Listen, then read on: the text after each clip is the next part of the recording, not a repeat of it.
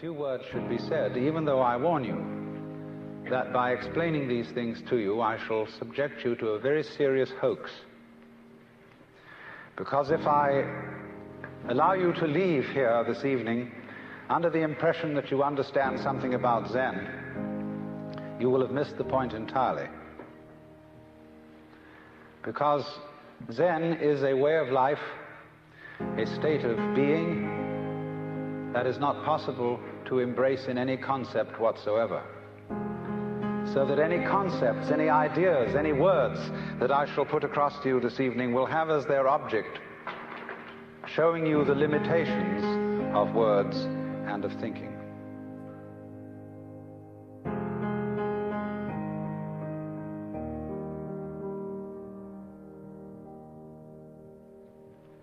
Now then, if one must try to say something about what Zen is, and I want to do this by way of introduction,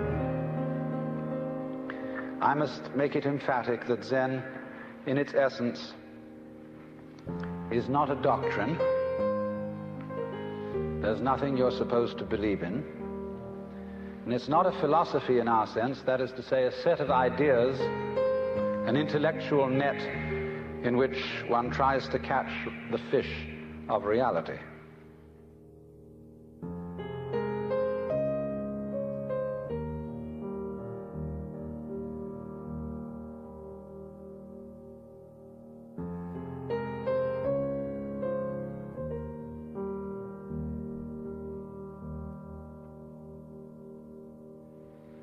Actually, the fish of reality is more like water.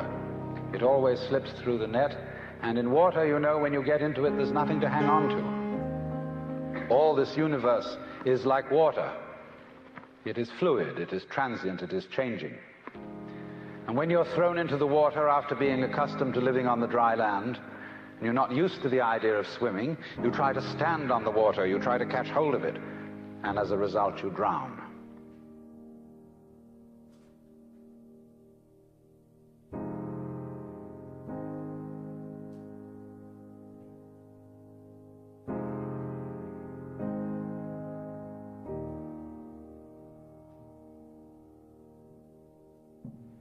The only way to survive in the water, and this refers particularly to the waters of modern philosophical confusion, where God is dead, metaphysical propositions are meaningless, and there's really nothing to hang on to, because we're all just falling apart.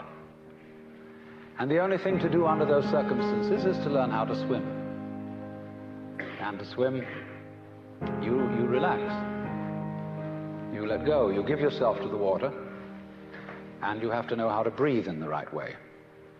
And then you find that the water holds you up. Indeed, in a certain way, you become the water.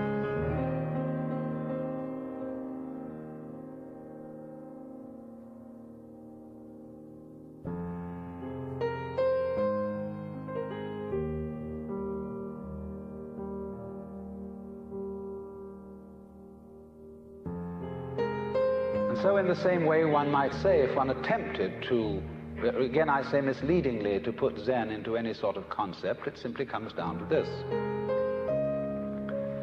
that in this universe there is one great energy, and we have no name for it. People have tried various names for it, like God, like Brahman, like Tao. But in the West, the word God has got so many funny associations attached to it that most of us are bored with it.